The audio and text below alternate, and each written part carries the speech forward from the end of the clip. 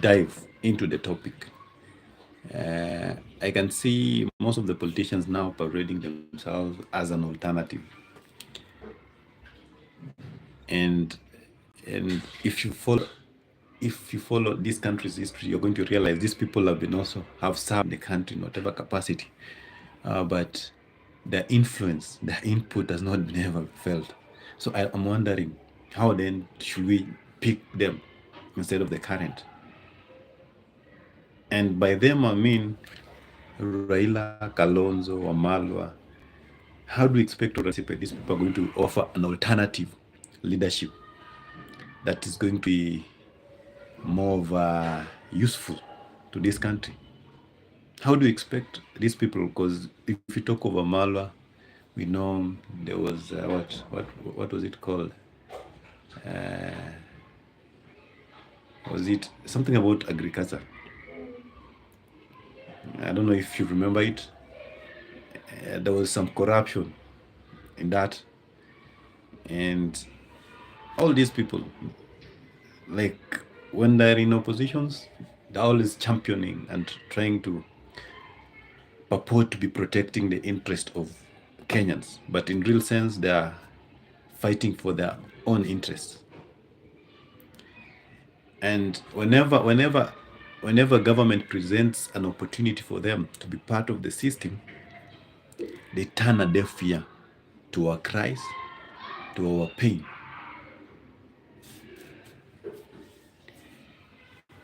So expecting these people to bring the change we all anticipate, then it's as a dream. We need leadership that has never been there. We need a different sort of leadership, a leadership which is going to be championed by the young generations, energetic people who are tech savvy, people who are abreast with the technology, something that is going to be useful in terms of fueling up the growth of this economy. People who are very conversant with the dynamics of market environment. Those are the kind of people we need today. We don't need someone who is going to, like, you have to show them how to use a laptop, have to use all that stuff. How do we then become competitive?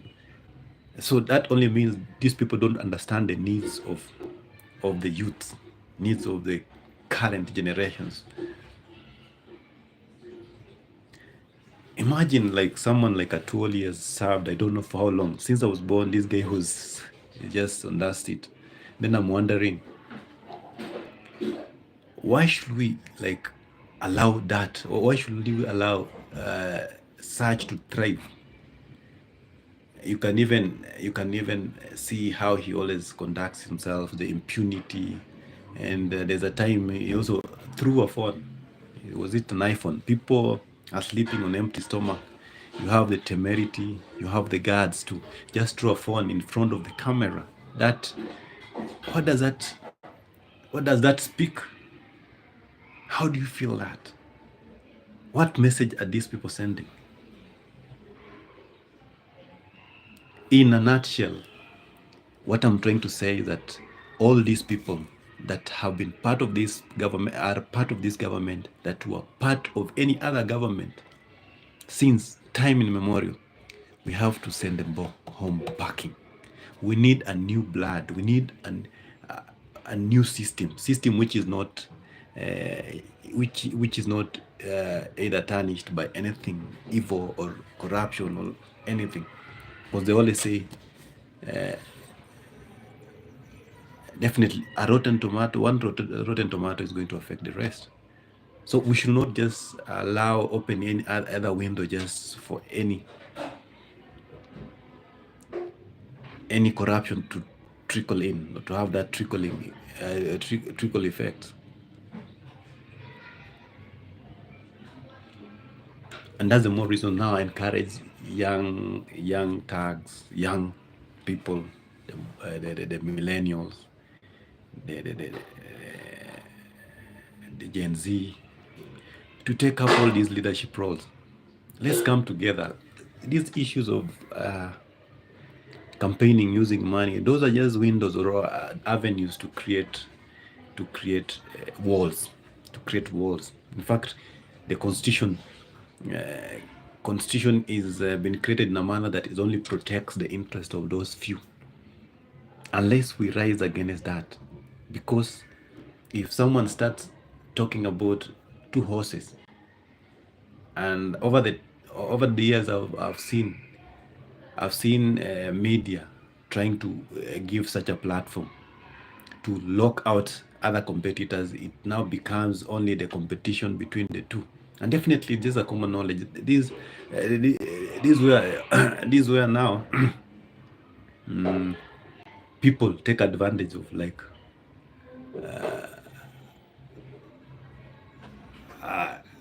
sort of discouraging, distorts the thinking of people from the pool of options. Now you only just reduce to only two, even if you are not for them. So you have to just support either of them because they're the only people who are popular. We have to put an end to this narrative. We have to debunk from all this stupidity and notion. We have to put an end to all this. Let's be civil. Let's be driven by ideas. People who have no corruption history. You cannot expect someone who's also part of the system and benefited from the corruption, and you expect them to also to come and fight corruption. Then that's just a dream that will not materialize. We need someone who's never experienced that, someone who no one will hold them, because they have been part of part and parcel of one scandal.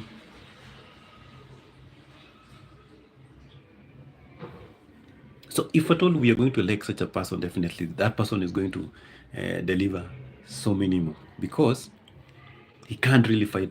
The moment he wants to target some particular individuals, they're also going to come out, or they'll leak out information that he's also been part. So these people now become scared. They cannot really fight corruptions because they're also part of the also beneficiaries of the corruption. So we need new blood. We need the whole system, a system that is more focused, because if you're going to because most of these old people, they are not going to be there in the next 20, 30 years. So whatever they're doing is only or their focus is just to benefit themselves at this point in time. They don't give a hoot about the posterity. They don't give a hoot about the future, because of how they are modeled in terms of nature. They're greedy, they're selfish. All evil that's going on is being propagated, it's being run, driven by these people. How then do we move away from all this? How do we then put an end to all this shenanigans? So we have to come up with a better way. We have to also strategize. I know we had the revolution, and this revolution, they think they won, but forgetting that maybe when people came together, they united with a common purpose, which was to fight whatever taxes they had proposed. The moment that now was when that was achieved, most of the people pulled out. Now it was only just left by a few who tried to. But the spirit is still within us. The spirit is still within us. Change is what we all crave for. We dream. We wake up, we dream about change every other day. Sometimes I wonder, how do you focus on development projects when first of all we have industries that were there before? All those industries have been brought down. Instead of focusing attention on how to create employment, you're focusing attentions on building or levelizing roads for only the rich to be able to enjoy that, forgetting that we need each other to coexist. We need an environment that is going to enable us, all of us, to be able to put something on the table, or bring something on the table. But if at all it's just going to be reduced to only a few individuals because they don't give a hoot, whatever, like, if at all you're really following up, you can see, like, you find, like, you find someone who was not financially stable some years, like a year or some months ago, but now that person is billionaire, made a billionaire overnight. For how long are we going to condone all this nonsense? The massive looting that's happening, I don't think if this country is going to survive, if at all we're going to allow the vermins to be able to dispense, to do whatever they're doing at this point in time. If I was given an opportunity to be the president of this country, you know exactly what I'll do. I'll first revive the industries.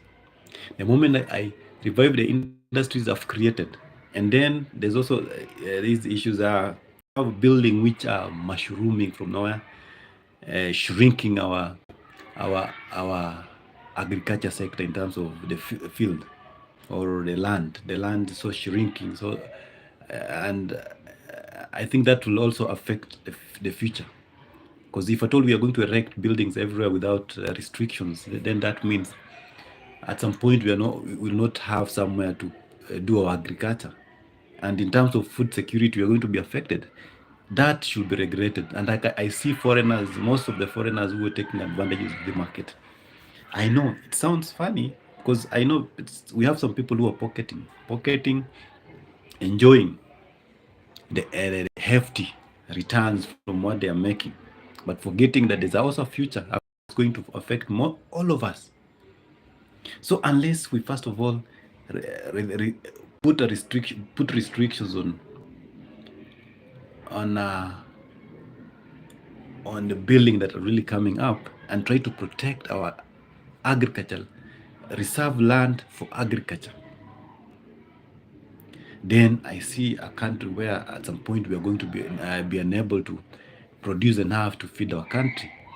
Because that we should be seeing things in that perspective instead of just really focusing attention on some other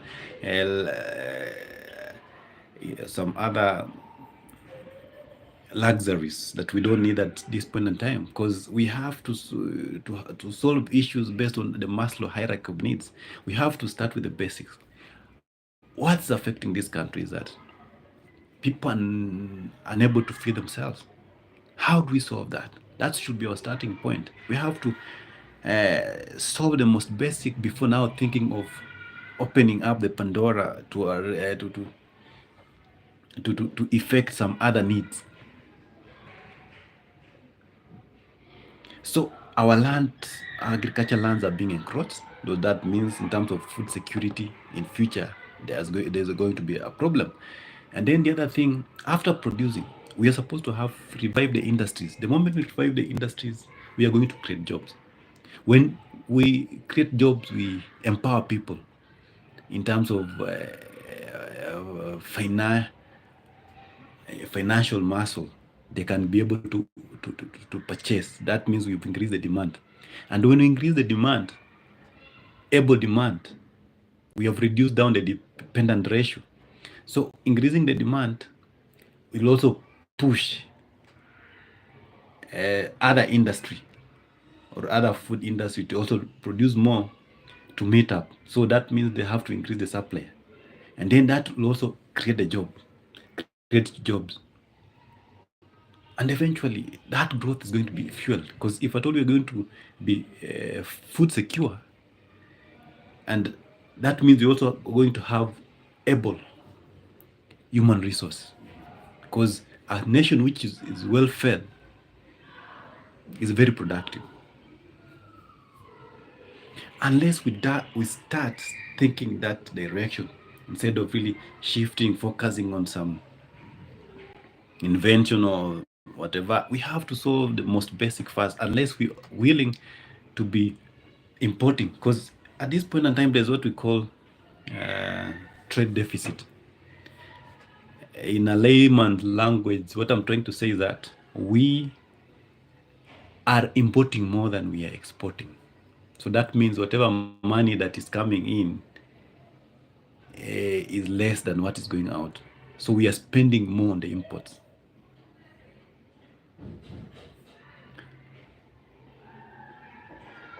Kenya used to be the food basket, the economic hub of East Africa. We've been overtaken by Tanzania. Why we are busy politicking, year come, year go, these people really focus on how to grow the economy. Believe me, we have the smartest minds in this country as compared to our counterparts. But believe me, you some years down the line, they're going to surpass us. So unless we change our narrative today, unless we start thinking in terms of how do we solve these issues. So first of all, let me take you back a little bit. After solving the most basic, now we come in now to start looking at the development. Overtaxing a country which is on the edge or on the verge of collapsing is a very deadly thing, a dangerous thing. What do you expect? Because you are taxing, thinking that the source is not drying up. People are jobless. In fact, what if you increase the taxes? It's affecting most of the industries because the investors have to carry the weight, and they're not willing to do that. So what they do, they have to identify other areas where they can get return on the investment, and that's why you are seeing many layoffs. Most of the companies are winding up, closing down, relocating to other countries, and they're making profits there. I cannot be in business as an investor making losses just at the expense of employees.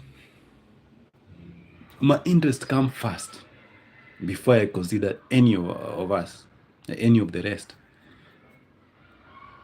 So in a nutshell, this country is not conducive for any business. This, in fact, even in terms of sales, in terms of even the business, most of the business are really making losses. People don't have money. Only people who have money at this point in time are the politicians. Those are the ones who are buying properties, they're buying villas, they're buying all those stuff. And then, to what end?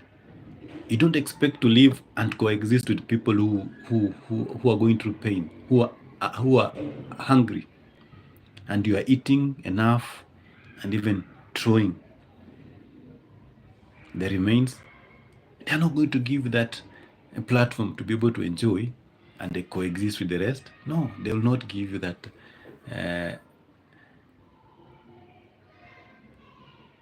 They'll not give you that privilege. So unless we are mindful of each and every one of us, that's the only way we can be able to coexist. We have to. It's very easy. It's very easy to manage a country if only you have the best of interest at heart. Long time ago, when I was a child, I could hear people saying that maybe someone like us, an uncle, has been taken abroad to further his studies, financed by companies. You find someone when someone secures a job, he's given a car, his house, and all that stuff. Those things are no longer there nowadays. And any company that does not embrace what we call training is doomed to fail.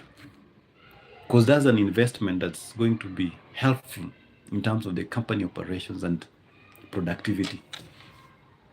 But all that has been eroded. You find someone, a manager has been appointed to be either the head of a certain company.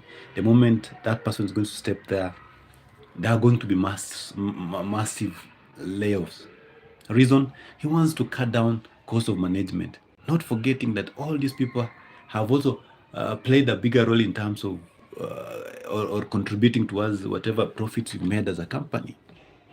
So there's a disconnect. And that's why most of the companies are not surviving.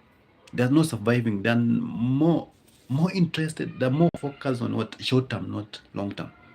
They're more focused on making shareholders happy, forgetting that making extraordinary profit at this point in time is going to like affect them. It's going to affect their future existence. Instead of now investing for the posterity, they want to they want to get returns immediately. So we are losing out on many fronts. Tax is killing companies, poor management, poor leadership driven the government. We have very able and skilled employees, human resources in this country. Without one, I'll tell you for a fact. Corruption has affected even employment.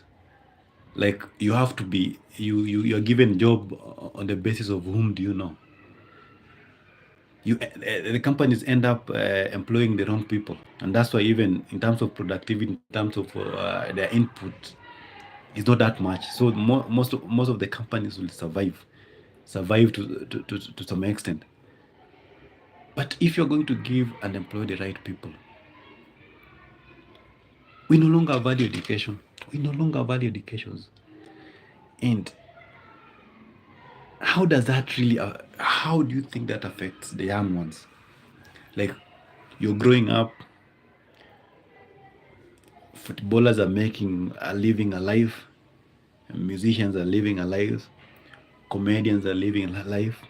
So what's the essence of going to school when you can make money only by working on your what? Because first of all, there's what we call inborn talent, and then there's some other talent you can really work on. So people now are trying to come up with things to survive, and instead of really wasting all that time in school and come and struggle, strain, then why don't you then pick on something just and really perfect it, so that it can enable you to be able to live a good and well life. That's demoralizing and killing our education system. So unless we wake up and talk about it,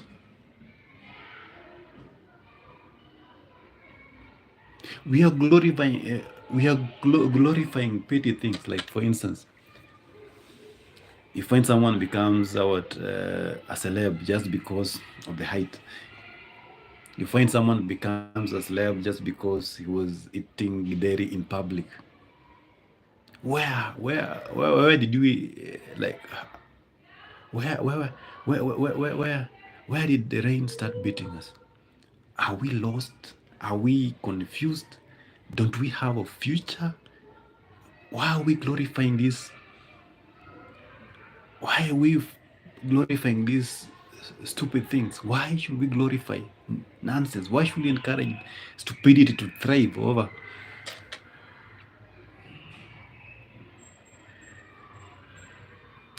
They used to say education is the key to success. How many graduates are out there struggling? The older generations have refused to retire. They are being recycled every other time. When we still have able people to replace these people, but we don't want to give them a platform, because it's all about like leadership leadership over time is just all about the elites from independence. Only those families that were capable and were privileged enough to hold positions those days are the ones who were still reaping the benefits of our struggle of the independence. Then for how long?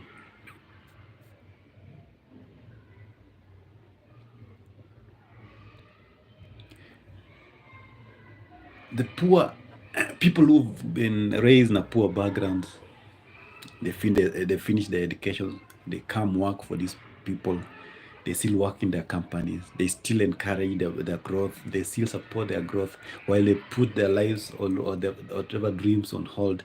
So when will these people also at least come to that level or levelize with these people? When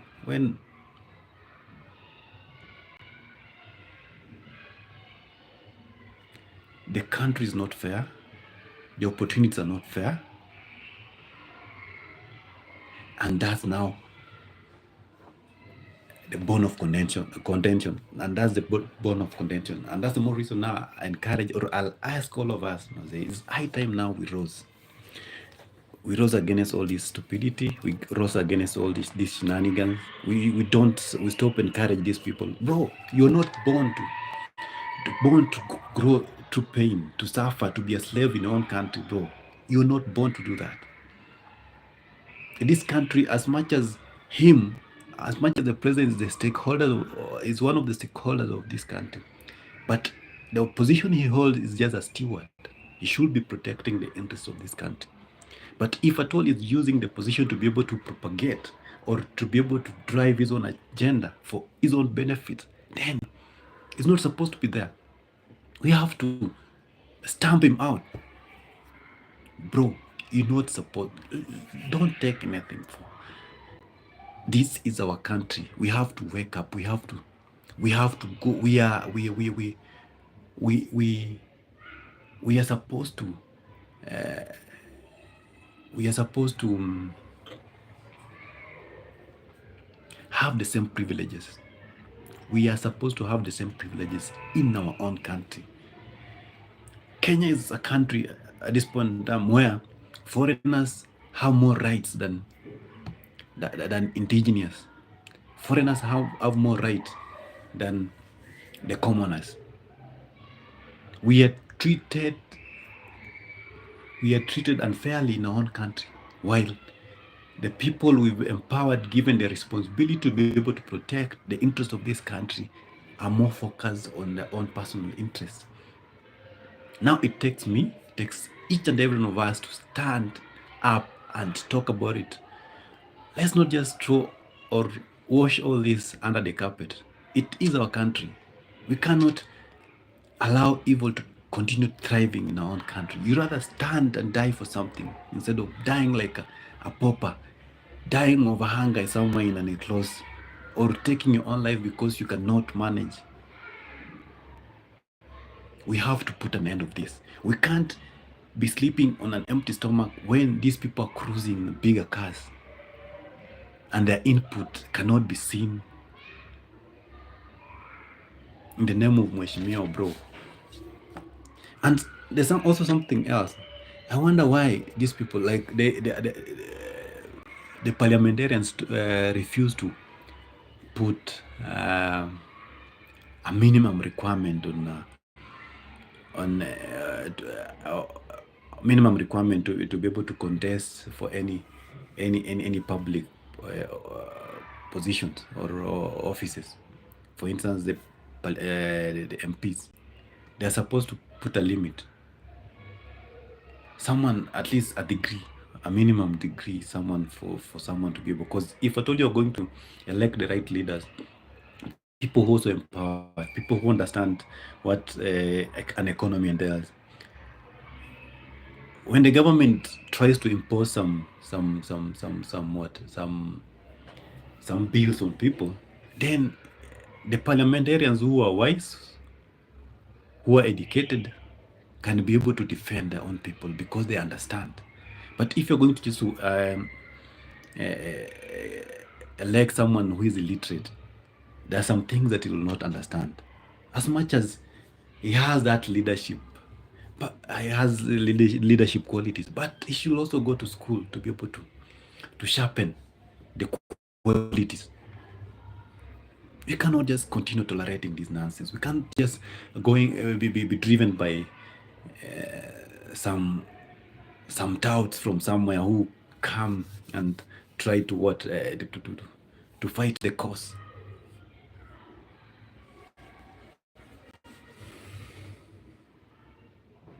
Bro, if you ask me today, in fact, we should put a limit. anyone to vie for an MP, an MCA, should at least have a minimum degree. To have people who have sound minds. All these people who are unable to fight with a mouth, they only can be able to fight with what? The chairs, and that's exactly what happens on a daily basis in those. And more so, the MCAs are the ones who are being used to champion some individual interests. For instance, was it this governor? Was it this lady governor? I don't know. Or Kawera? I think Kawera. The MCAs, they want that mama out of the office for no particular reason, and because they're being used by someone, and because they're illiterate, they don't have a mind of their own. They can easily be controlled uh, by few coins. And who is going to be affected? They are all going to be affected, and majority of others. If that's the direction or trajectory we're headed, then I don't think if you're going to change the narrative of this country. We have to put or elect people who can speak, people who understands, people who are educated to know what's wrong and what's right. We don't want people whom the government will take advantage and champion their own interests. This is the time we have to speak today.